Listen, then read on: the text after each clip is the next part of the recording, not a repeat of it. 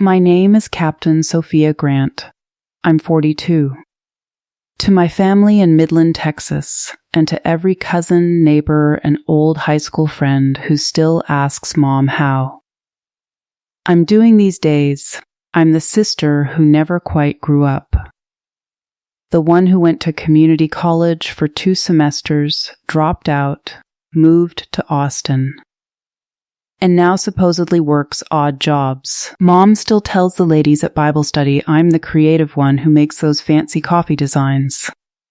My brother Travis, the golden boy who took over Dad's oil field equipment supply business, loves adding his 2 cents. Sophia's always been a dreamer, probably slinging lattes at some hipster place downtown. They never asked what those odd jobs really were.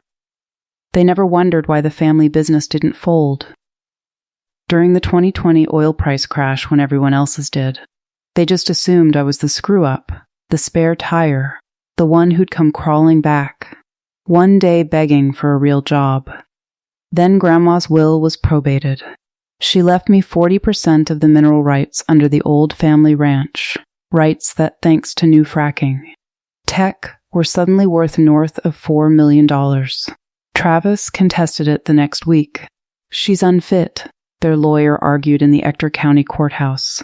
No steady employment, no assets in her name, no history of contribution to the family. She's been leeching off Grandma for years.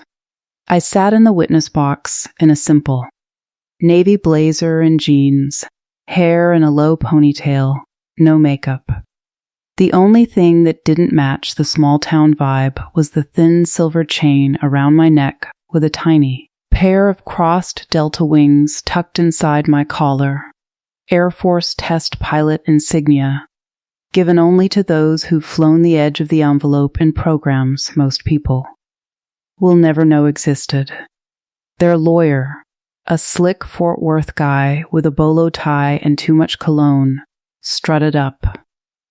Miss Grant, can you produce one verifiable piece of employment from the last 15 years, a pay stub, a tax return showing meaningful income, a W-2, anything?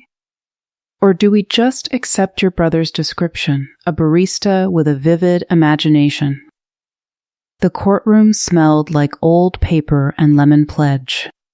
Travis sat in the front row, arms crossed, wearing the same smug grin he'd worn since we were kids. Mom was next to him, eyes down, twisting a tissue like she was praying the whole thing would end quietly. I took a slow sip of the courthouse water, tastes like metal and disappointment, and looked straight at Travis. Then I nodded to my attorney, Colonel Rhett Elena Marquez, former OC special agent turned private counsel for people whose ursums live in C-HIFs. Marquez stood. No pacing, no drama, just calm. Your Honor, the petitioners have built their case on the complete absence of public employment records. We submit for in-camera review a limited declassification, waiver from the Air Force Office of Special Investigations, the National Geospatial Intelligence Agency, and the Office of the Undersecretary of Defense. For acquisition and sustainment. It pertains to Captain Grant's active duty status and contributions. Travis barked a laugh. Active duty? She can't even keep a regular shift at a coffee shop. The judge, an ex-Navy aviator with salt and pepper hair and eyes that had seen too many carrier landings, accepted. The sealed gray envelope stamped with a duty eagle. He retired to chambers. 15 minutes later he came back, sat down slowly, and removed his glasses. Counsel for the petitioner, he said, voice low and edged like a blade. Your private investigator did thorough work. Unfortunately, he was hunting for the wrong. Sophia Grant. He opened the folder, read, paused, read again. Captain Sophia Grant holds the rank of 06, Select in the United States Air Force Reserve. She is currently the lead test pilot for the Next Generation Air Dominance Program, 6th generation fighter prototypes. She has accumulated over 2,800 flight hours.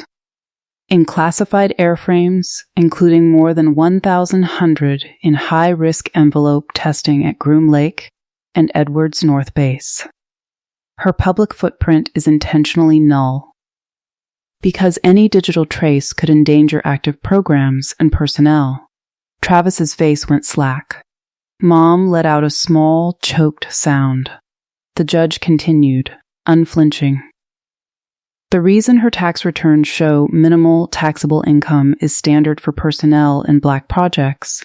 Most compensation is non-taxable flight pay, hazard duty, and incentive bonuses deferred through blind trusts. The $420,000 emergency line of credit that kept your family business solvent during the 2020 crash? That was her. Routed anonymously so no one would ask questions. The new hangar expansion at the county airport last year? Funded through the same channel. She didn't tell you because telling you would have violated her security clearance. I finally spoke. Voice quiet but carrying. I flew missions so the oil you sell keeps flowing without interruption. I tested aircraft that make sure no one ever has to invade a foreign oil field again. I did it while you told everyone. I was pouring espresso shots. I never needed your applause. I just needed you to stop rewriting my life to make yours feel bigger. The judge dismissed the contest. With prejudice.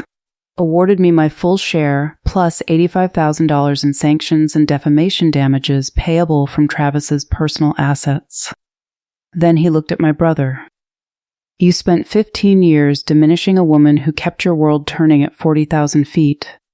Maybe use the next 15 learning who she really is. I stood. Walked past Travis without a glance. Past Mom, who reached out but didn't quite touch me. Out the heavy doors, into the blinding West Texas sun. In the parking lot, I unclipped the silver wings, held them in my palm for a second, then tucked them back under my collar. For years, I'd worn invisibility like flight. Gear, necessary, protective, lonely. Today, it felt lighter. I climbed into my old Tacoma, the same truck I've driven since pilot training because anything flashier draws. Attention and headed west toward the restricted airspace north of Fort Stockton. The radio was off. The only sound was tires on asphalt and the steady beat of someone finally breathing free. Never let them script your story. Sometimes the quiet one is the one flying circles around the rest.